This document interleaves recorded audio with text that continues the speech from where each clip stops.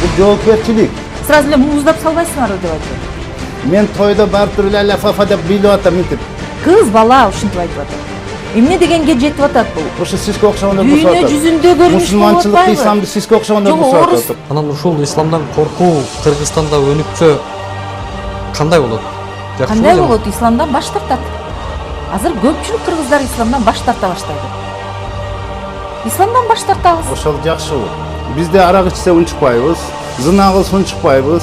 Жүрүп алып туруп эле тойлорду берип алып эле шалаңдап эле ысырап корчуп унчукпайбыз. Туруп туруп эле бир каякта Россияда бир мусулман хижап кийсе эле ошону алып туруп эле мусулманга такат салып туруп мусулманды жамандайт.